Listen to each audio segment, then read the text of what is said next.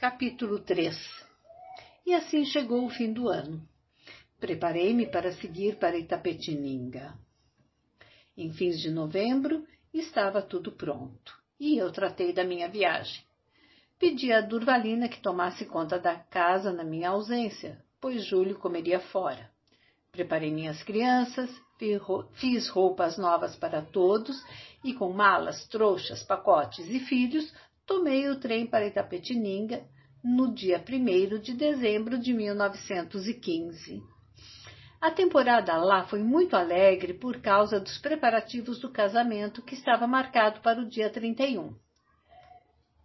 Tínhamos sempre muitas visitas que iam me ver e perguntavam tanto sobre nossa casa da Avenida Angélica, como se ela fosse um palácio. As crianças aproveitavam muito, corriam no quintal o dia inteiro, aos gritos. Um dia, Alfredo caiu de uma ameixeira e torceu o pé. Ficamos muito aflitos e pensamos que tivesse quebrado algum osso. Eu já estava imaginando de que modo escreveria a notícia a Júlio, quando o Zeca examinou melhor o pé e disse que não estava quebrado. Era uma torcedura. Alfredo teve de ficar quase uma semana com a perna estendida. Resmungava e chorava, furioso por estar preso. Mas no fim da semana ficou bom e corria como os outros. O vestido de casamento de Olga foi feito numa boa costureira e ficou bem bonito. Era de gorgorão, enfeitado de tendinhas. A roupa branca para o dia foi feita por nós mesmas e deu trabalho porque era toda enfeitada com preguinhas estreitíssimas, muito delicadas. O casamento foi realizado de manhã para os noivos embarcarem cedo para São Paulo. Assim também ficou mais econômico, porque em vez de mesa de doces, oferecemos um chocolate acompanhado de bolos, sequilhos e biscoitos de polvilho. Júlio chegou na sexta-feira à noite e a cerimônia foi no sábado pela manhã, em casa de mamãe. Nessa noite, ninguém dormiu quase, a não ser as crianças. Eu e Júlio ficamos arranjando o altar até depois da meia-noite. Pusemos uma toalha branca bordada sobre uma mesinha, depois uns vasos com camélias e jasmins de cada lado da mesinha e no centro um crucifixo de prata, emprestado por tia Candoca, a irmã de mamãe. Colocamos na parede, até uma certa altura, uma toalha branca pregada com tachinhas e isso demorou, porque as tachinhas não seguravam a toalha e Júlio foi ficando impaciente. Então pregou pregos em vez de tachinhas e mamãe reclamou, dizendo que os pregos rasgariam a toalha. E de fato rasgaram um pouco, o que me contrariou bastante. Para tapar os pés da mesa, pusemos outra toalha que ia até embaixo, com uma renda larga à volta toda, e no chão colocamos um tapetinho, emprestado por uma amiga nossa vizinha. Depois disso, foi engomar o vestido de Isabel e passar a camisa de Júlio, pois durante o dia não tivera tempo por causa do casamento civil e outras coisas. Enfim, fui me deitar às 2h da manhã e acordei de madrugada com o barulho de mamãe fazendo biscoitos de polvilho no forno de barro. Queria que fossem quentinhos para a mesa. Às 6h30, todos já estavam de pé e eu fui vestir as crianças. Comecei por Carlos, depois Alfredo, Julinho e Isabel. Cada um que eu aprontava punha sentado no sofá da sala e dizia: "Fique quieto aí, não se mexa." Ficaram mais ou menos quietos. Isabel parecia um repolhinho, porque era gorda e com o vestido branco bem engomado e armado, parecia um repolho ou uma flor. Depois, Clotilde e eu fomos vestir e pentear a noiva. De vez em quando eu ouvia uma vozinha na sala: "Mamãe, Julinho saiu do lugar e está passeando na sala."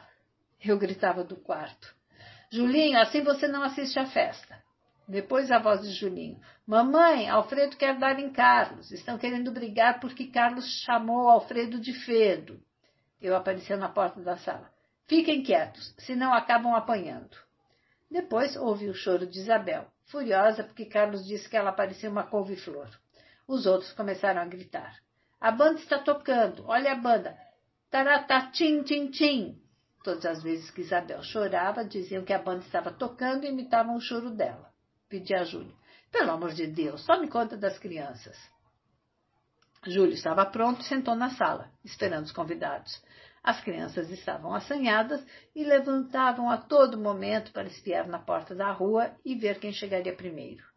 De repente gritaram: olha o Zeca! O Zeca vem vindo! Olha o noivo!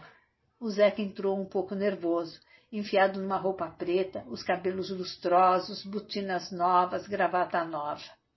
No quarto, Olga estava quase pronta. Quando colocamos o véu, ficou muito bonita, mas um pouco pálida. Passamos então carmim nas faces e ficou muito melhor, com um aspecto alegre e saudável. A cerimônia realizou-se às 9 horas, entre pessoas íntimas e parentes. Compareceram os pais e irmãos do Zeca, nossa tia Candoca e os filhos, o tio de Júlio e umas 4 amigas de Olga. Correu tudo muito bem, mas o padre fez o sermão um pouco longo. Quando terminou, todos estavam cansados e suando por causa do calor e das velas do altar. Mamãe enxugava as lágrimas que teimavam em correr de seus olhos, misturados com suor. Todos estavam com um ar solene e comovido. Fomos depois à salinha de jantar e servimos um vinho do Porto para beber a saúde dos noivos. Depois oferecemos café e chocolate com bolos. Quando os convidados começaram a se retirar, Olga trocou o vestido de noiva por um vestidinho de viagem azul marinho com gola branca, enquanto o Zeca também foi trocar de roupa. Às 11h pouco, embarcaram para São Paulo, alegres e cheios de esperança. Embarcamos no dia seguinte e, depois de uma viagem fatigante, quente e poeirenta, chegamos a São Paulo. As crianças perguntavam de 5 a 5 minutos: será que ainda não chegamos? Falta muito ainda? Nossa casa deu-nos a impressão de um oásis num deserto árido, cheio de areia e calor. Estava fresca, limpa e agradável. Os meninos começaram a correr de um lado ao outro numa grande satisfação. Durvalina estava sentada nos degraus da escada, esperando. Fomos para a cozinha preparar um jantar rápido e, como eu havia trazido alguma coisa de Tapetininga, em meia hora estava tudo pronto. Tomamos banho de chuveiro e sentamos para jantar.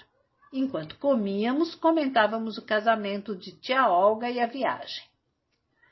Dias depois, Olga e Zeca passaram por São Paulo, de volta da lua de mel em Santos. Jantaram conosco e estavam tão contentes e fazendo tantos planos risonhos para o futuro que pareciam 2 crianças, apesar de não serem já tão jovens.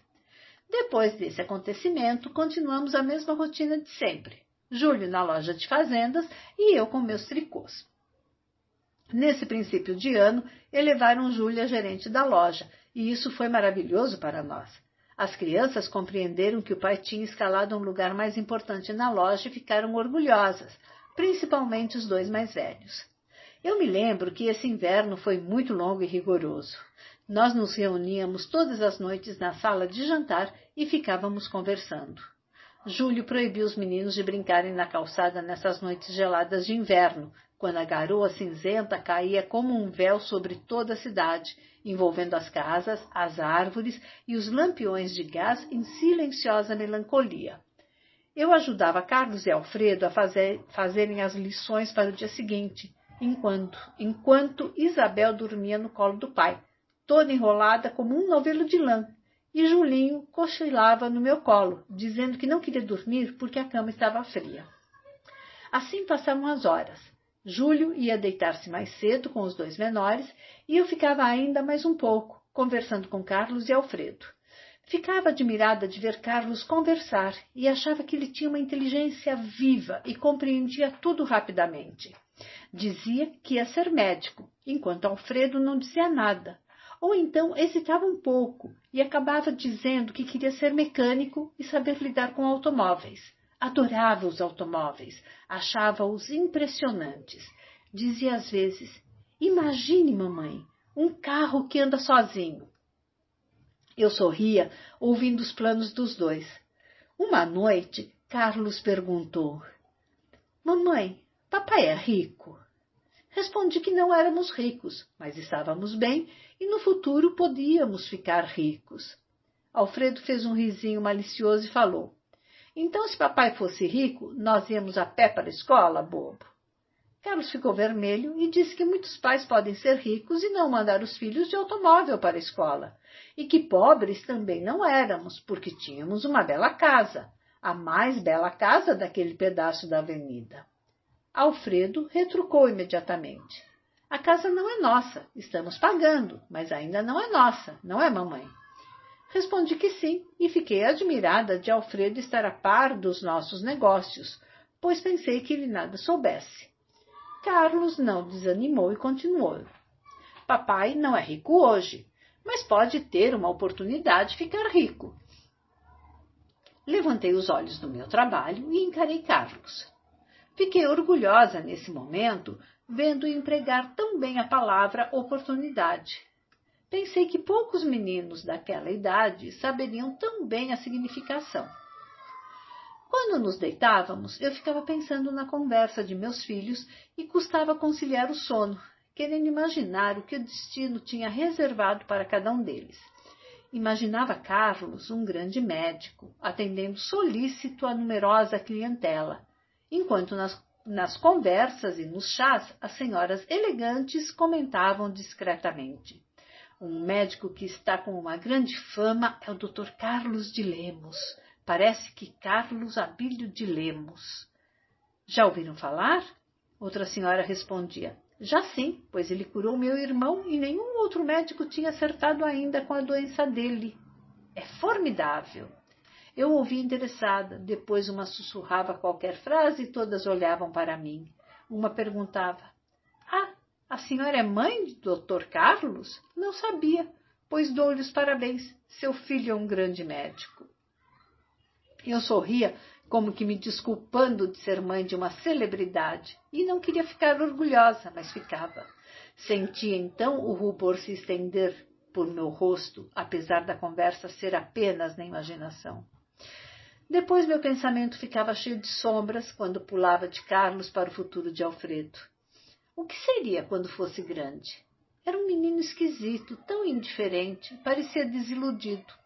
E o pior é que ele queria estudar, não queria nada, queria ficar o tempo todo na rua, brincando e correndo com moleques. Não gostava de livros, nem de ficar sossegado no quintal com os irmãos. Vivia correndo com os outros meninos na rua. E seus amigos eram sempre os piores do bairro. Eu ficava esperançosa quando via Alfredo entre esses meninos. Eram todos moleques sujos, descalços, fumando tacos de cigarros encontrados no chão, dizendo nomes feios, cuspindo entre dentes e apostando para ver quem cuspia mais longe, de lado e sibilando. Uns chamavam os outros por meio de assobios tridentes e agudos, e todos tinham apelidos. Viramundo, Raio Negro, Silencioso. Alfredo era o silencioso. Tinham fisionomias cansadas e cínicas, pareciam velhos. Por mais que eu pedisse e aconselhasse, Alfredo estava sempre com eles.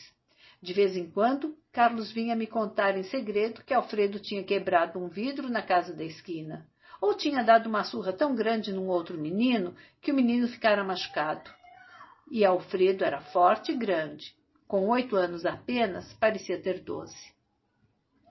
Eu ficava cheia de apreensões e procurava esconder essas peraltagens do pai, o máximo que eu podia. Minhas censuras e meus ralhos de nada valiam, e ele crescia cada vez mais desobediente e mais sabido. Muitas noites eu ficava acordada 1 hora inteira, apesar de cansada, pensando no futuro dos meus filhos, sem poder dormir. Achava que Julinho daria um rapaz sossegado e estudioso, pois era um grande amigo dos livros. Apesar de não saber ler, ficava no quintal horas inteiras, sentado no caixão de querosene com um livro sobre os joelhos, querendo adivinhar o que estava escrito. E tinha o espírito do negócio. Tudo que podia vender, ele vendia. Pregos velhos, jornais, garrafas, latinhas vazias. Gostava de guardar dinheiro. Júlio chamava-o de banqueiro. E Isabel, com quem se casaria? Imaginava um bom marido para Isabel. E por mais que pensasse, nunca estava satisfeita, pois nenhum marido me satisfazia. Assim passaram mais uns anos e chegamos ao fim de 1918. Todas as crianças ficaram doentes. Foi um tempo horrível para nós. Tiveram gripe forte e eu tive que passar horas e horas com o Julinho no colo, com medo que ele se afogasse no acesso de tosse. Tossia muito, parecia que o peito ia arrebentar. Chorava de aflição e engasgava com a tosse. Um dia que as outras crianças também estavam doentes, com febre alta, e eu ficara sozinha em casa, pois Durvalina fora para a casa da mãe, Julinho perdeu o fôlego e, virando a cabeça para trás, ficou vermelho e sem respirar. Olhei à minha volta num desespero, sem saber o que fazer. Sacudi o menino com força e dei-lhe uns tapas nas costas. Nada. Estava cada vez mais roxo e não respirava. Tive de repente uma inspiração. Vi a vassoura imunda num canto da sala.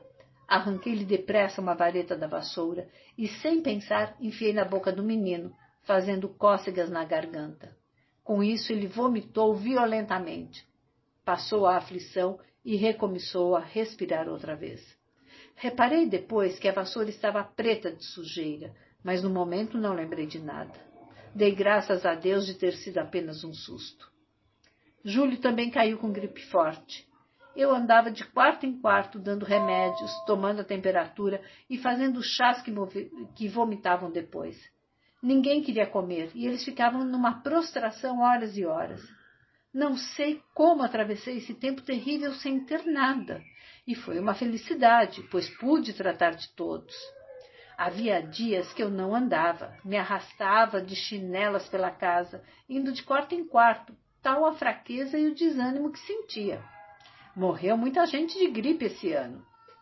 E uma netinha de Dona Genu, uma criança de 2 anos, morreu também em poucas horas. Durante toda a noite, eu ouvi o choro lamentoso da mãe na casa vizinha. Às vezes parecia que não era gente, eram uivos de cachorro. Júlio gemia. Pelo amor de Deus, Lola, é horrível isso. Por que ela chora assim? A gente fica mais doente ouvindo isso. Eu respondia, meu Deus, o que você quer que eu faça? Como posso proibir a mãe de chorar a filha morta? Quer que eu vá lá e diga, não chore assim porque incomoda os vizinhos? Júlio está aborrecido. Que absurdo! Júlio resmungava, virava a cabeça para o lado com mau humor e tapava os ouvidos com as mãos para não ouvir o choro desesperado da vizinha. No fim da temporada má, quando pensamos que tudo estivesse acabado, Isabel caiu com pneumonia. Nem gosto de lembrar do que sofri. Passava as noites ao lado dela, tomando a temperatura de meia em meia hora. Levei-a para outro quarto para deixar Júlio sossegado, pois ele só queixava de que precisava trabalhar e não podia perder as noites. O médico vinha todos os dias e não gostava do estado da menina. Só depois de passada a primeira crise, ela começou a melhorar e a temperatura baixou. O peitinho não sibilava mais quando respirava e começou a dormir mais calmamente, sem queixar de dodói nas costas. O primeiro dia que a vi sentada numa cadeirinha no quintal, pálida e magra, mas salva da moléstia, fiz uma promessa de ir a pé à penha e levar uma vela para Nossa Senhora. Esse ano foi duro para nós. Tivemos que pagar a conta do médico, farmácia, e como atrasei meus tricôs, quase não pudemos pagar a prestação da casa. Júlio ficou de um mau humor terrível e passava semanas sem falar comigo, como se eu tivesse a culpa de tanta infelicidade. Penso que ele fez alguma dívida porque perdia o sono muitas noites, e eu o via sempre tão preocupado e aborrecido que tive pena. Na mesa, brigava com as crianças por qualquer motivo e fazia-as chorar. No fim do ano, recebemos um cartão de Olga e Zeca, participando do nascimento da primeira filha, e uma carta